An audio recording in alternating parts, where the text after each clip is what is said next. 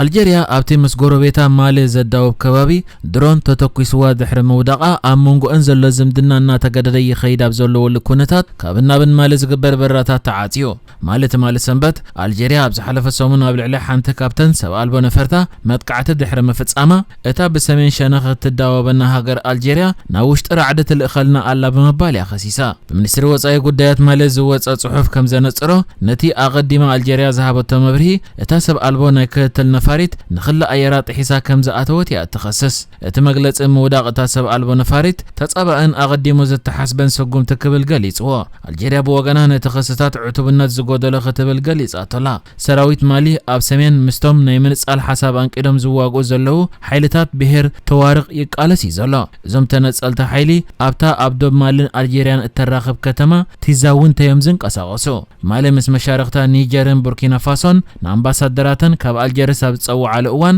መውዳቕ እታ ሰብ ኣልቦ ነፋሪት ዲፕሎማሲያዊ ወጥሪ ኣበጊሱሎ ናይ ሓባር ዞባዊ ጥርናፈት ዝፈጠረ ሃገራት ማሊ ቡርኪና ፋሶን ኒጀርን ንአልጄሪያ ኣብ ዝኾነን ሓበራዊ መግለጺአን መውዳቕ እታ ሰብ ኣልቦ ነፋሪት አንጻር ሰለስቴና ሃገራት ግብረ ሽበራዊ ተግባራት ክፍጸም ዝሓሰበ ግብረ ሽበራዊ ጉጅለ ንኸይወቃዕ ዝዓግት ኢለን ማሊ ኣብ ባማኮ ዝርከብ ኣምባሳደር አልጄሪያ ዝጸውዐት ኮይና ናብ ኣህጉራውያን ኣካላት ጥርዓን ከም እተቐርቡን ኣፍሊጠያ እታ ሃገር ብተወሳኺ ካብቲ ንአልጄሪያ ዘጠቓለለ ዞባዊ ናይ ፀጥታ ጉጅለ ንነብሳ ከም ዘግለለት ዕላዊ ገይራላ አልጄሪያ ተማልሶኒ ዝሃበቶ መልሲ ንመግለጺታት ማልን መሻርክታ ቡርኪና ፋሶን ኒጀርን ብዓሚቕ ስምባደ ከም ዘስተውዓለተ ያገሊጻ ማሊ ካብ ናይ ገዛ ርእሳ ውጥቃት ንምርሓቕ ዝግበር ዘሎ ፈተነ ይከተበልውን ነቲ በአልጄሪያ ዝቐረበ ክስ ነጺጋቶ በተወሳኺ እዚ ኣብ ዝሓለፈ 3 ኣዋርሕ ንሳልሳይ ግዚኡ ኣብ ልዕሊ ክልል ኣየራ ዝተፈጸመ ግህሰት ምዃኑ እውን ገሊጻላ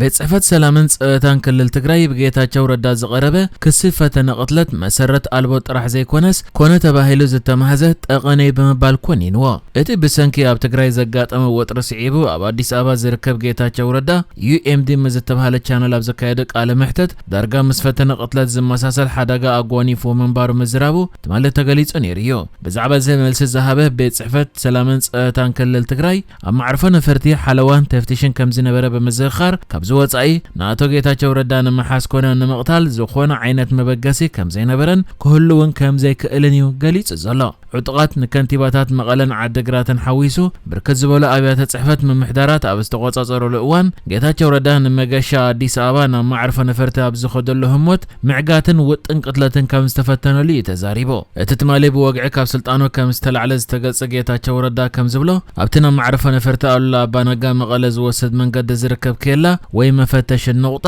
ዝሕሉ ዕጡቕ ኣይሕልፍን ኢሉ ከልኪልዎ ከም ዝነበረ ይገሊጹ በተወሳኺ ሓደ ሽሙ ዝጠቐሶ ፓትሮል ወይ ዕጡቓት ዝሓዘት መኪና ዝነበረ ኣዛዝውን ናብቲ ማዕረፈ ነፈርቲ ከም ሰዓቦን ፖሊስ ፌደራል ማለት ሓለዋት ጸጥታ ማዕረፈ ነፈርቲ ከም ዝኸልከልዎን እውን ኣብሪሆ ጌታቸው ረዳ በተወሳኺ ኣብ በዓል ጥምቀት ካልእ ፈተነ ቅትለት ተወጢኑሉ መንባሩ እውን ገሊጽዮ ካብ አዲስ አበባ ዝመጸ ሓደ በዓል ሃብቲ ምስ ኣባል ጸጥታ ቪአይፒ ናይ መቕታል ፈተነታት ከም ዝነበረን ከም ዝፈሸለን እውን ሓቢርዮ ይኹን እምበር በጽሕፈት ሰላምን ጸጥታን ክልል ትግራይ ነዘነ ጌታቸው ረዳ ክስታት ካብ ሓቂ ዝረሓቐ ኢሉ ድሕሪ ምግላጽ ኮነ ኢልካ ዝተኣልመ ጠቐነይ በመባልውን ገሊጽ ወላ ካለ ምሳብ ትግራይ ዘሎ ኩነታት ብዝተሓዝ ጀነራል ታደሰ ወረደ ካብ ስልጣኑ ንዝተኣልየ ጌታቸው ረዳ ተኪኡ ፕሬዝዳንት ክልል ትግራይ ብምዃን ከም ዝተሸየመ ተገሊጹ እቲ ሎሚ ኣብ አዲስ አበባ ዝተኻየደ ስነ ስርዓት ታደሰ ወረደ ቀዳማይ ሚኒስትር አብይ አሕመድን ጌታቸው ረዳን ኣብ ዝተረኽቡልዮ ነቲ ሽመት ተቐቢልዎ ጀነራል ታደሰ ንዝሓለፈ 2 ዓመታት ከም ምክትል ፕሬዝዳንት ክልል ትግራይ ኮይኑ ክሰርሕ ከም ጸንሐ ይፍለጥ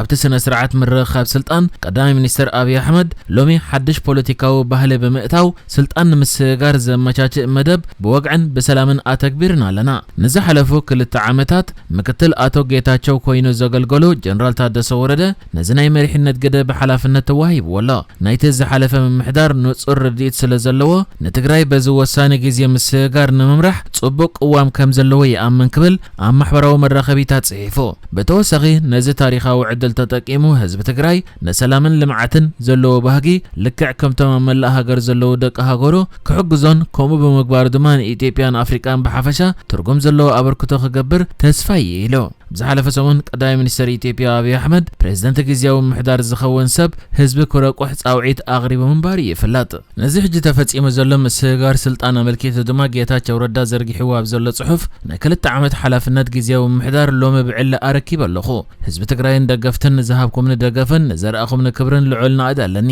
ኣብ ሕማቅ ኩነታት ዝነብር ህዝብና ናብ ንብር ዝመለሰሉ ኩነታት ክፍጠር ህዝቢ ትግራይ ንምግልጋልን ኩሉ መዳያዊ ባህግታቱን ክሰምረሉ ዝከኣለኒ ክገብር የድሕሪ ምባል ናይ ሰላምን ናይ ለውጥን ድሌት ከይኩለፍ ቃልስና ንሕይል ኢሉ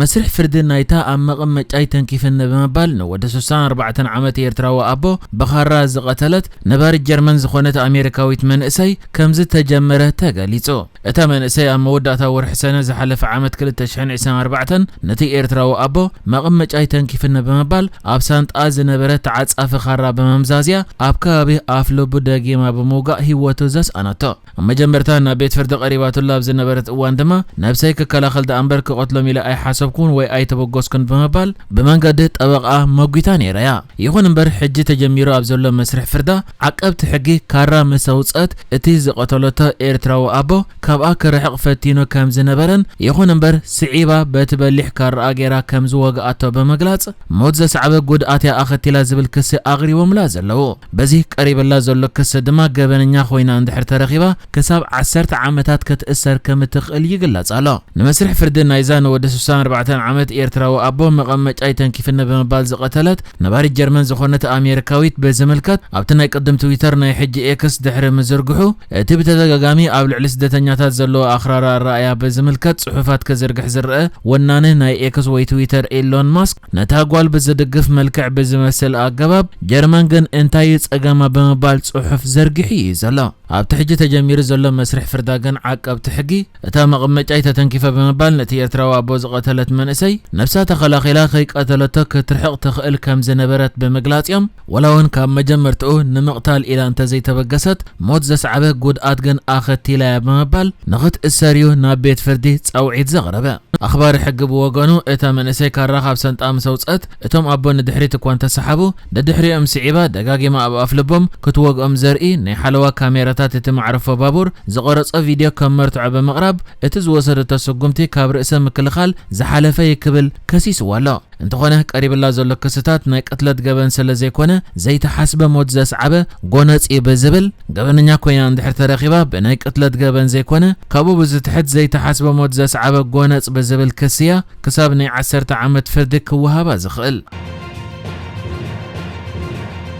نحجز تدالو الزيناتات ازينيرو بكالك ساب نرغب سلام نعخم